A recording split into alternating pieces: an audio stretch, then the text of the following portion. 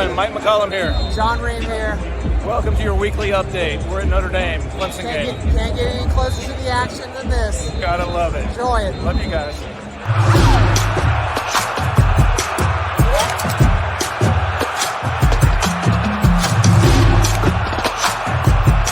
Hello everyone and welcome to week 11 on the Drive team selection presented by Toyota. Again, week 11, that means we only have 2 weeks after this week. Let's go ahead and focus on really 4 SEC games this week. Alabama Ole Miss has huge, obviously, implications on the college football playoff, the New Year's Day 6. But we're also really looking at this South Carolina-Florida. Really a pivotal game there for those two teams. We're interested to see how Arkansas does against LSU because Arkansas needs to win one game to become bowl eligible. So that's a huge game for Arkansas. And Missouri is fighting for their bowl life. They have a hard task this weekend against Tennessee, but a lot of teams really trying to become bowl eligible and some trying to improve their ranking in the college football playoff in the New Year's Day 6. And the ACC is really going to come down to 2 games that we're watching very closely this weekend, led by FSU at Syracuse. That is going to be a very pivotal game. As Syracuse is struggling a little bit now, FSU's got a little momentum going, so it should be a really tough game up in Syracuse. And we're also going to watch North Carolina at Wake Forest. We see North Carolina 8-1 overall. They've got a 2-game lead in the Coastal Division. Wake's trying to get back going, but you're going to see a great game there. So that'll have a lot to do with both teams and their postseason ability to move forward. So again, week 11, 2 weeks left after this week on the Drive to team selection presented by Toyota. Okay, last week we focused on the ACC team selection process. We're going to focus on the SEC this time. So right now, as you see, college football playoff with the Peach Bowl and the Fiesta Bowl. The SEC hopes to have 1 or maybe 2 up into the top 4 to play in this game. Then the SEC will send the next best team to the Sugar Bowl to represent the SEC against an opponent in the Big 12.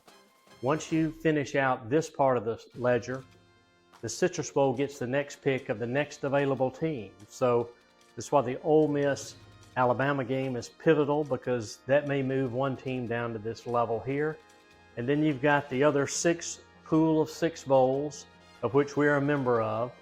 And so they'll pick from the remaining teams. And that's why we were talking about earlier, Arkansas being eligible, Missouri being eligible. You've got Florida, South Carolina. You've got some teams, Mississippi State, Kentucky, that are really, really in play for these bowls here to be able to fulfill their obligations. And whether Tier 2 is full is not known yet. It depends on how many teams play up into the college football playoff at this level or into the All-State Sugar Bowl. So that gives you a breakdown of what happens in the SEC as we move forward to Selection Sunday.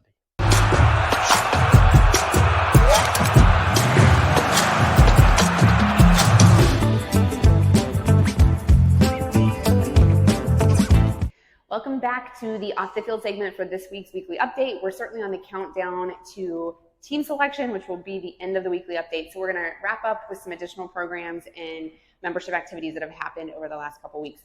First, Greg has talked about team selection. December 4th is the date that we will pick our teams. If you were interested in attending the TaxSlayer Gator Bowl game, which is on Friday, December 30th, 3:30 kickoff, I would encourage you to buy tickets from a member. We've talked about members a lot over the past 10 plus weeks. You will receive a discount on tickets if you purchase from a member. So if you have interest in that and don't know a member, someone that wears a green jacket, please feel free to reach out to us via response to this email and we'll connect you with a member and make sure you get the discounted pricing. Once the teams are announced, the prices will go up. So you have a couple weeks to make that decision. It would make a great holiday gift.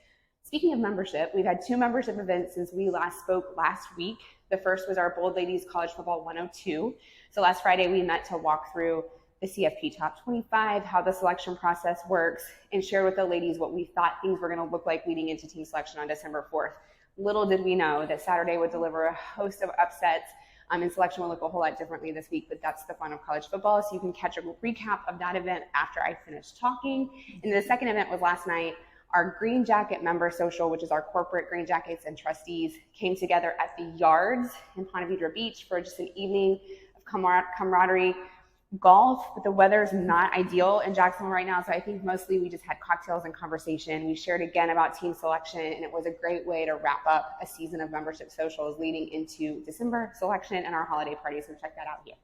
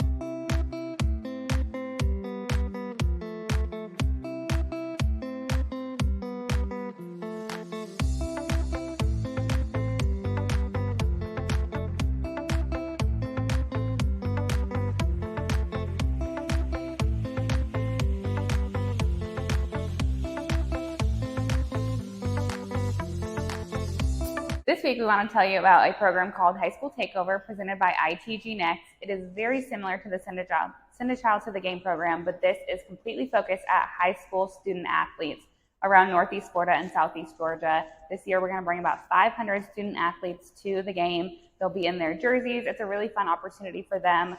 Similar to Send a Child, many of them have never been to a college football game or to TIAA Bank Field. So it's fun for us to be able to give that opportunity to them. They'll get their pregame meal and be able to attend the game. So if you want to support that program, there's a link down below that you can click to learn more. And there's also one for Send a Child to the Game that you can click. So thank you for your support. Thanks for watching every week, and we'll see you next week.